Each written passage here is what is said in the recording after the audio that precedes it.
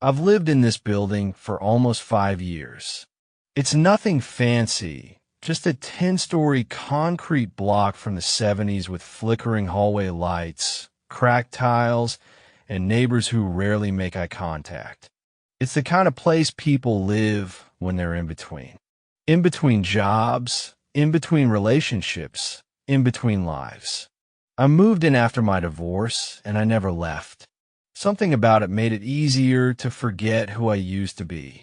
But I'm not writing this to talk about my failed marriage or the quiet melancholy of cheap rental apartments. I'm writing because something's wrong with the elevator. And if I'm honest, it's been wrong for a long time. I just didn't realize it. The first time it happened was a Tuesday night. I remember because I just finished a double shift at the restaurant and my legs felt like 2 sacks of cement. I live on the 9th floor, and usually I take the stairs to try and stay in shape, but that night I was too tired. I stepped into the elevator just after midnight. The building was quiet, and the hallway smelled like old takeout and mildew. I pressed the button for floor 9, leaned back against a grimy wall, and closed my eyes. The hum of the elevator always relaxes me. It's a low mechanical drone that drowns out everything else, even your thoughts. It started like normal, slight jolt, steady climb, but then it stopped. Not the usual soft stop you feel when it arrives at a floor. This one was sudden, jarring. The lights flickered once, then held steady. I opened my eyes. There was no floor indicator above the door. Just blank.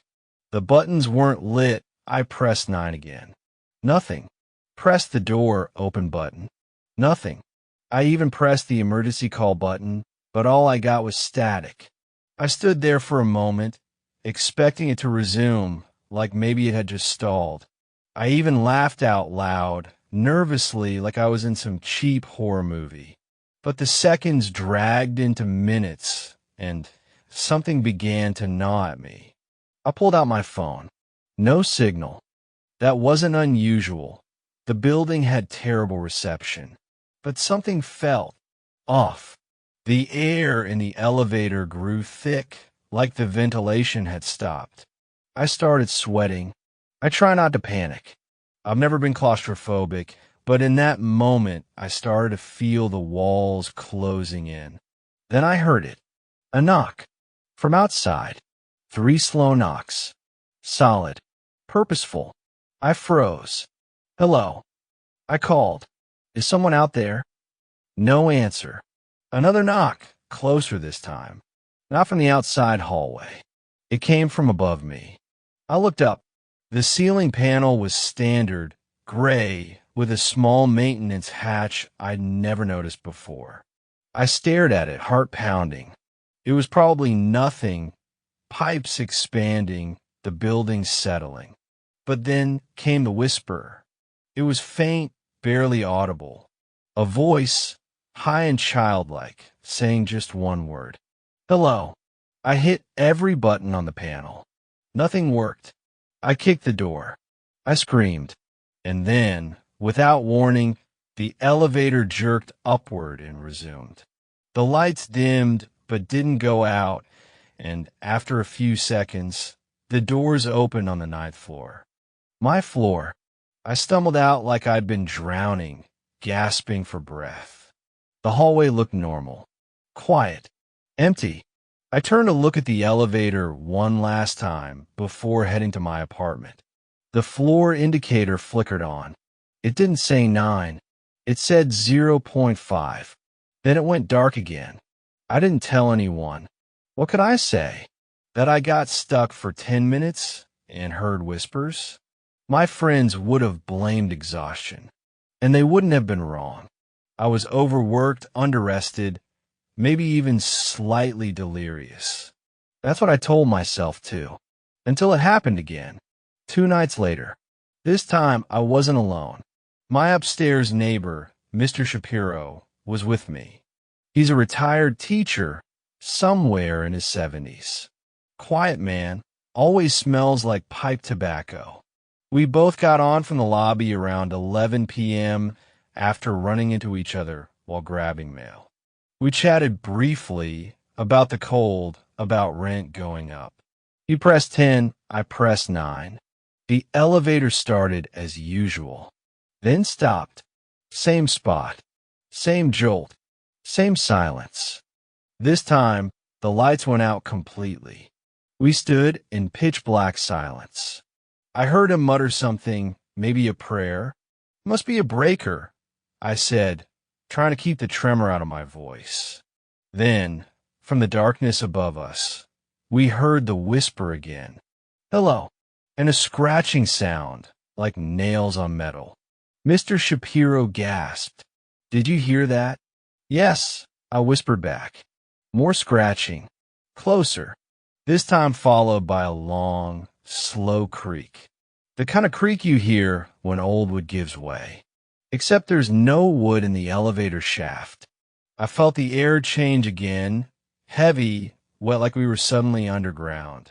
Then the emergency lights kicked on, dim red glow that made everything look soaked in blood. The doors opened, not to any floor, just blackness, a void. Beyond the doors, I saw nothing. No hallway, no lights, just an impossible empty space. Mr. Shapiro backed away. Don't move, he said. Then, from the darkness outside the doors, a hand reached in. Thin, gray-skinned, fingernails too long. It hovered in the air, trembling, as if waiting for something. Then the elevator slammed shut again and shot upward. We didn't say a word until the doors opened on the 10th floor. He stumbled out, pale as death, didn't even say goodbye. I didn't sleep that night, or the night after.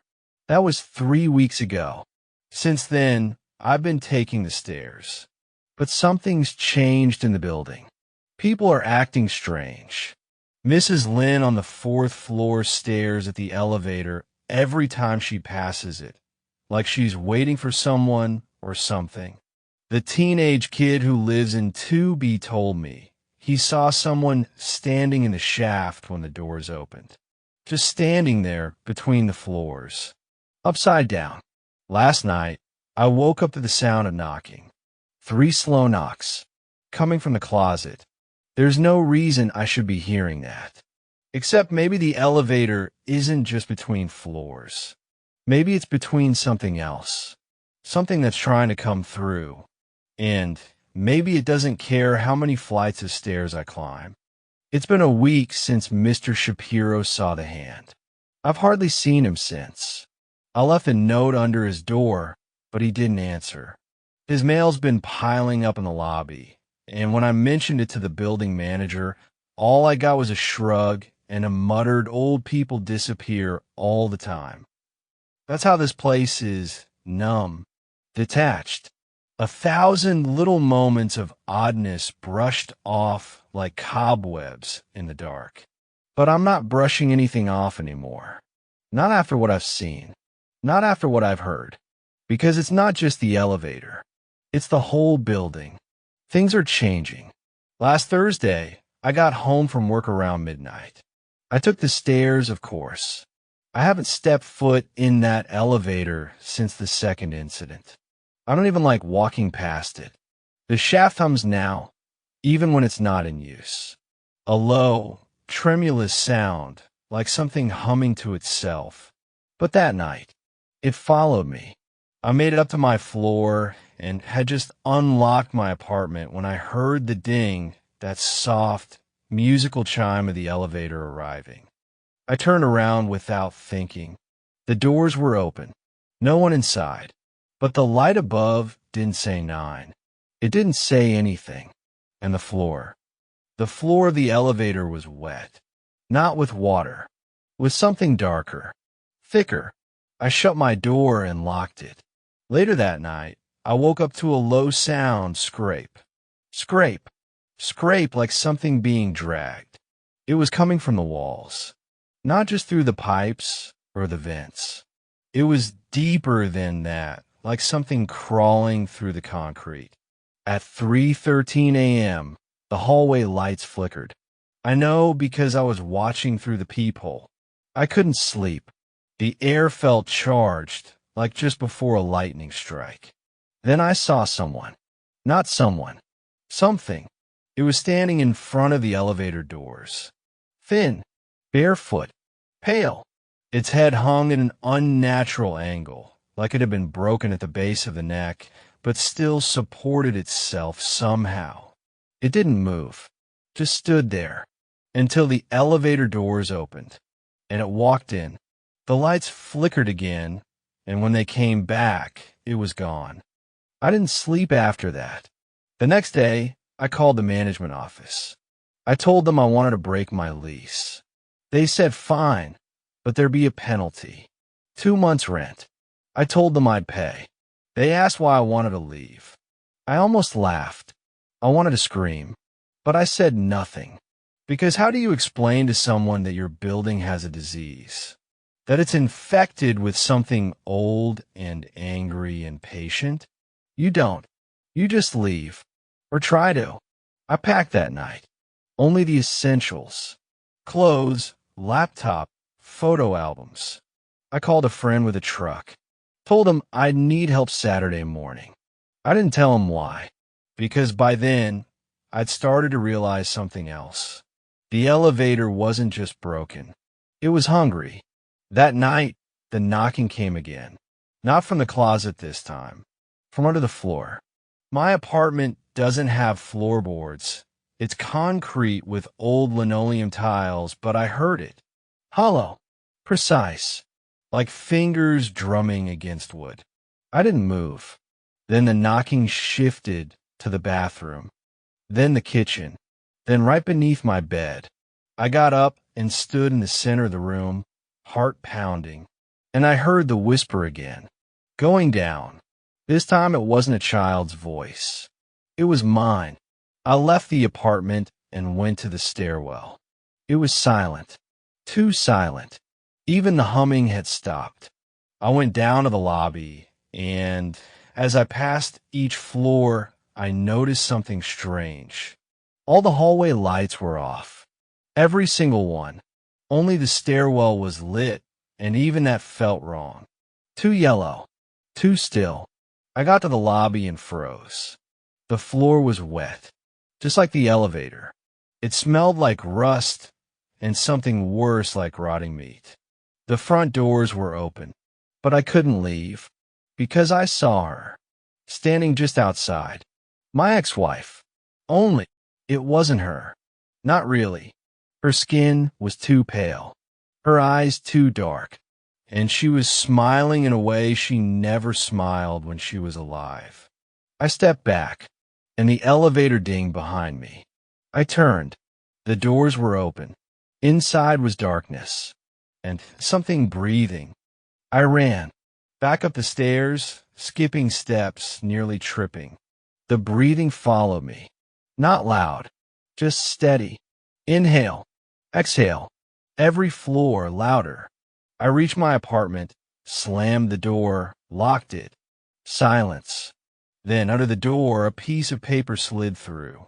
I picked it up with trembling fingers. It was a photo, a black and white Polaroid, of me, standing inside the elevator, smiling, with her behind me. Only her mouth was gone, just a line of scarred flesh where it should have been. I burned the photo. I didn't sleep. In the morning, I went down to find Mr. Shapiro. I knocked. No answer. Eventually, I tried the door. It was unlocked. Inside, the air was thick and sour. The apartment was empty. No furniture. No photos. No sign anyone had lived there. Only the bedroom remained untouched. In the center of the bed was another photo. This one of Mr. Shapiro, standing in the elevator, his head turned completely backward. That was 2 days ago. Now, it's not just the elevator that's wrong. The mirrors in the hallway show people who aren't there. The mailboxes creak open at night and slam shut at 3:13 a.m. exactly. Every time I pass the elevator, The floor indicator flickers, always landing on 0.5. I'm leaving tomorrow. I don't care about the penalty. I don't care if I have to sleep in my car, because something lives between the floors, and I think it knows I've seen it. I didn't sleep after finding Mr. Shapiro's apartment empty. I sat in the kitchen with every light on, clutching a steak knife like it could protect me from whatever this thing was. I even turned on music, something I hadn't done in years, just to drown out the building's strange, creeping quiet. It didn't help. The hum of the elevator still vibrated through the walls like a distant engine in my skull, even though it hadn't moved in hours. At least I didn't think it had. That was the problem. Time had started to stretch and twist in here. I kept glancing at my watch, only to realize that somehow 30 minutes had passed while I was blinking, or that the sun hadn't moved in the sky for what felt like a whole hour. I started thinking about the phrase liminal space, how some places feel like they're between things, like a hallway, a waiting room, or an elevator. Except this one isn't between floors anymore. It's between realities. I decided I needed answers. Not just guesses, not rumors. Real, grounded answers, something I could wrap my head around. Something to fight back against the impossible things unfolding around me. The obvious place to start was the building's basement. Or so I thought. I'd lived here 5 years, but I'd never been down there. Most tenants didn't even know how to access it. There was no button marked B in the elevator, no visible staircase that led downward past the lobby. The laundry room was on the first floor, the mailroom next to the front office. There was no reason to think about the basement. But I remembered something. A year ago, we'd had a boiler issue. The super, this heavy-set guy named Cliff, had mentioned having to crawl under the building to fix it. At the time, I thought he was exaggerating. Now I wasn't so sure. I went down to the lobby early in the morning, just after dawn. The hallway lights were flickering again, even in full daylight. A soft buzzing filled the air, like a dying insect stuck inside the fluorescent fixtures. I moved fast, not wanting to linger in one place too long. Behind the main desk, I found a key box.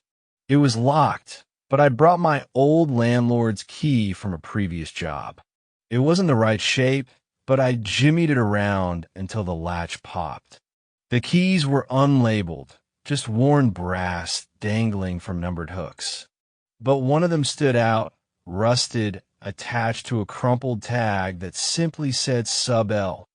I took it. Near the back of the mailroom, behind a false wall, there was a door I'd never noticed before.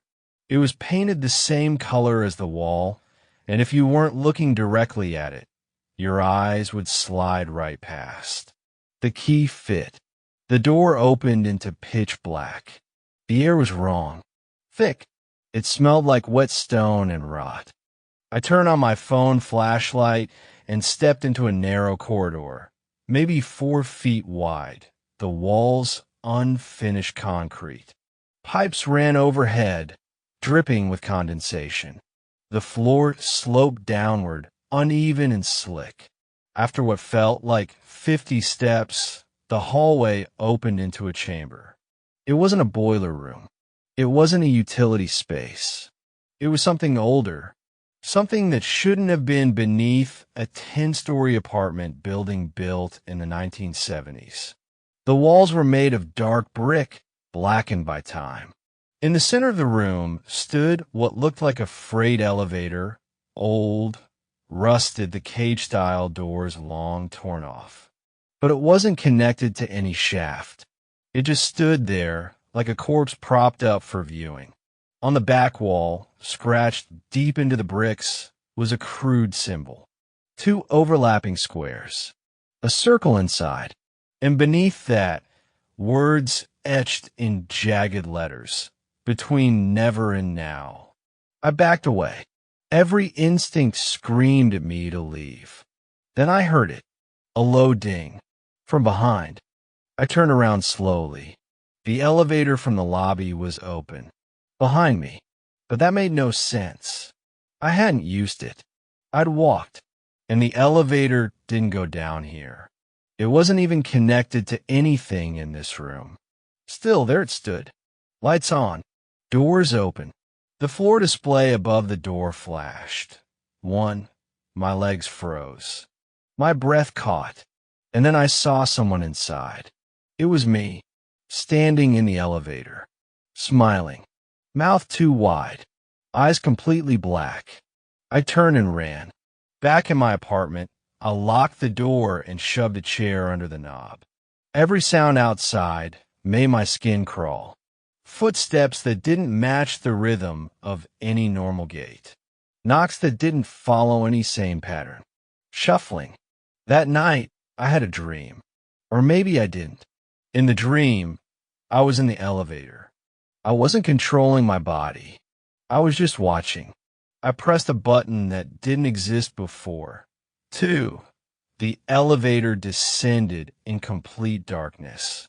No lights. No hum. Just a feeling, like falling endlessly. When the doors opened, there was no hallway. Just a tunnel. Roots growing from the ceiling. Walls slick with moisture.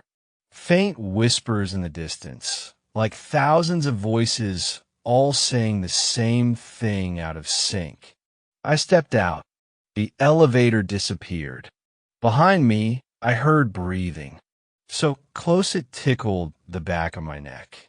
Then I woke up, but not in my bed, in the elevator, on the 9th floor, smiling, with my own photo in my hand. It had been taken from behind, my silhouette in front of the elevator. But behind me, something was stepping out of the wall. I went back down the next day. The basement door was gone. Where it had been was just a blank wall, seamless, like no door had ever existed.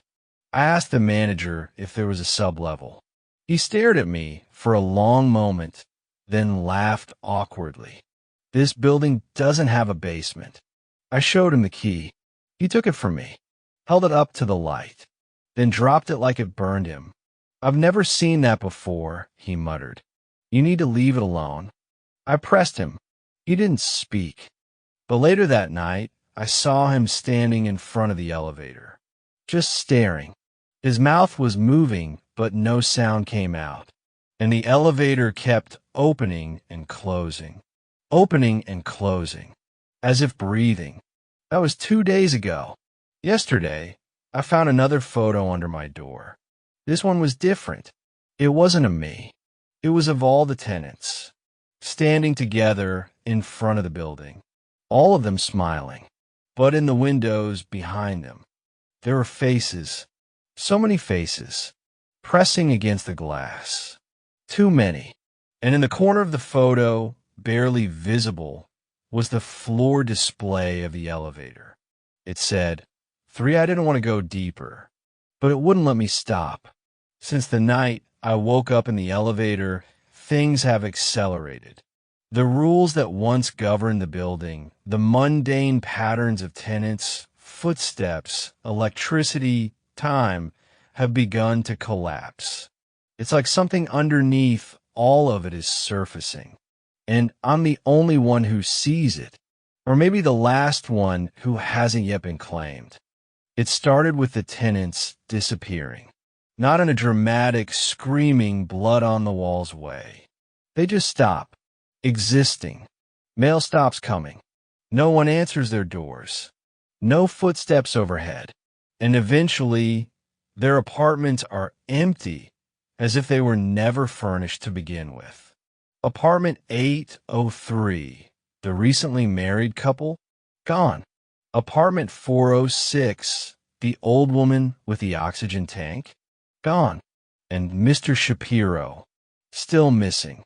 His unit now sealed off with yellow tape that wasn't there the day before, yet with no sign of official police presence. But the mailboxes remain. Each one still has the nameplates. Each one occasionally creaks open at 3:13 a.m. and then slams shut with a force that echoes through the whole building like a gunshot. It's always 3:13 a.m. I started trying to find out who built this place.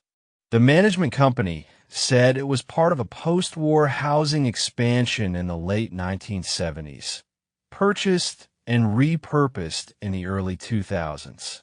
But when I checked the public records, there were inconsistencies, multiple permits filed under names that don't exist, architects who never registered with the state, a groundbreaking date listed as February 29th, 1977. There was no leap year that year. And the construction company? Echidna Redevelopment, LLC. No website, no contact info. But in an old city zoning document, I found a note scrawled next to the original building plan. Substructure approved, 3 levels down. Not to be used. I printed that page out and brought it to the current building manager, a quiet man named Darren. He stared at it for a long time, then folded it carefully, placed it in his shirt pocket, and said only, "You shouldn't have found that. That was yesterday. Today, I found Darren in the lobby, standing inside the elevator, smiling. His mouth was gone. I went back to the hidden chamber beneath the building. The door was gone, yes, but the wall where it had been, it wasn't real. I stood there at 3:13 a.m. I don't know why, and I touched the plaster. It felt soft, warm, slightly damp. Then, without trying, my hand passed through it. Not like a ghost in a movie. Not with sparkles or sound. It just wasn't solid. I stepped through and found myself back in the narrow hallway, the one with the pipes and the dripping ceiling. Only this time, I didn't need my flashlight. There were candles lining the walls. Hundreds of them. Each flame flickered even though there was no breeze. Their smoke curled upward, forming symbols I couldn't recognize, like geometric runes or corrupted letters. At the end of the hallway stood the elevator again, the one without a shaft, the one that shouldn't exist. Its doors opened as I approached, and for the first time, I saw the panel clearly. There was no ground floor, no number buttons, just symbols, triangles, spirals, a square inside square, and one button that glowed red, for I didn't press it, but the elevator moved anyway. When the doors opened, I expected darkness, but instead I saw a room, large, open, too large to exist below the building. The walls were lined with portraits, but they weren't paintings. They were real. Photographs. Hundreds of them. Every tenant who had ever lived in this place. All smiling. But each photo had been altered. Each face had something missing. Eyes. A mouth. A hand. And written beneath each photo was a single phrase. Gave themselves freely. The room pulsed. Not with light. With breath. I could feel it.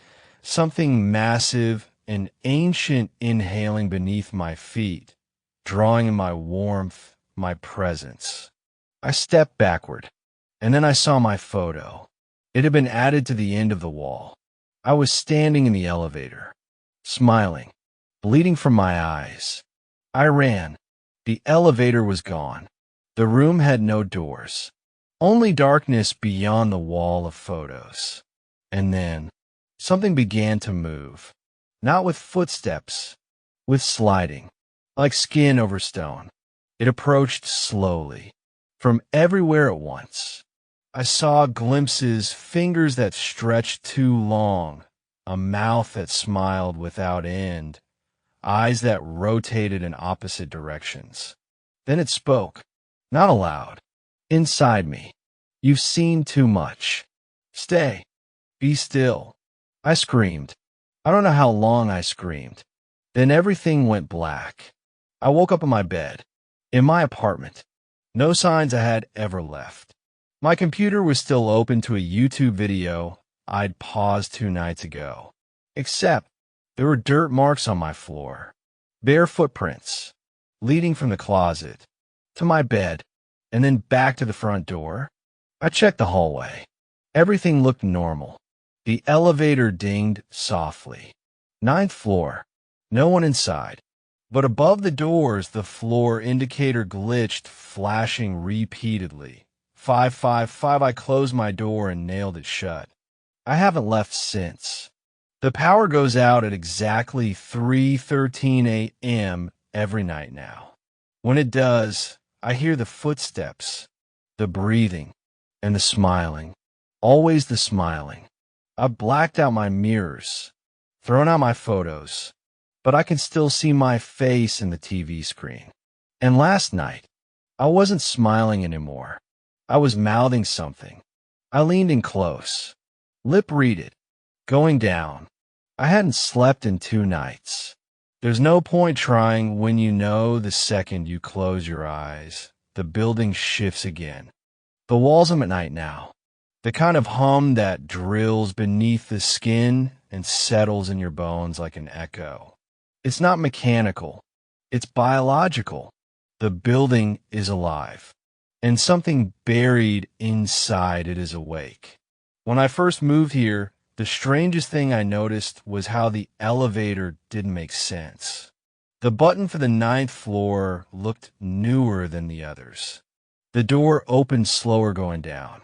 Sometimes the chime would ring without stopping, like the elevator couldn't decide where it was. Now I know why. Because there are floors between the floors. Places that exist in the seams of this building's bones, like tumors hidden behind drywall and brick. And something moves through those seams, watching, waiting. I started getting mail again. Not in my box. Slipped under my door. Envelopes made from thin parchment. Handwritten. No address. No stamps. Just my name. Inside the first was a single page, written in blocky, uneven handwriting. He does not eat flesh. He eats memory. Then a drawing. It was of the elevator doors, but they were open, and inside was not the elevator. It looked like a mouth. No walls, just teeth. Rows of them, like the inside of a whale's jaw. Black and yawning and slick with shadow. At the bottom of the page, you've already forgotten the first time. I tore it up, burned the pieces in my sink. But the next night there was another, and another. 7 in total, each describing things I knew had happened, things I'd begun to chalk up as hallucinations. The notes confirmed them with detail I hadn't even remembered. The shape of the hidden hallway, the sound of a man whispering my name backwards in the stairwell, the shadow with the slumped neck in the mirror behind me when I brushed my teeth. One message said, "You're not going down. You're being pulled." I tried to warn someone. I sent an email to a former tenant whose name I found scribbled in a plumbing maintenance log from 2012. Jessica, Unit 403. There was a Gmail address next to it. I didn't expect it to work. It did. She replied within an hour. The message was one line. "You're still there?" I asked her to call me. She refused. Instead, over the next few hours, I got 37 emails from her, all timestamps within minutes. Some are fragments of sentences, some full paragraphs, some just screams typed in all caps across an entire screen. But they told me one thing very clearly. She had seen him too. She called him the conductor, said he appears only in the elevator mirror when the power flickers, wearing the maintenance uniform from a company that no longer exists. The conductor doesn't move. He waits. He only moves when you try to leave. I remembered the first time the elevator skipped a floor. It was 3 weeks ago. I pushed 9. It went past it, stopped at a floor that had no label. When the doors opened, it was my hallway. But every door was open, and the inside of every apartment was identical. My things, my furniture, my photos, over and over, hundreds of them. One for every time I'd gone into the elevator without remembering. Jessica was right. He doesn't eat flesh. He eats time, loops it, replays it, until something softens inside you. Until you consent. It was around 2:30 a.m. when I got the phone call. The number showed as my own. I didn't answer. It left a voicemail. I've listened to it only once. I won't do it again. The voice on the other end was mine, but it was older, strained, breathing heavy, like whoever was speaking had been screaming for a very long time. The message, don't get out, no matter what he says. He wears your skin. He wears your voice. He wants you to get out on the 13th floor. It isn't a floor.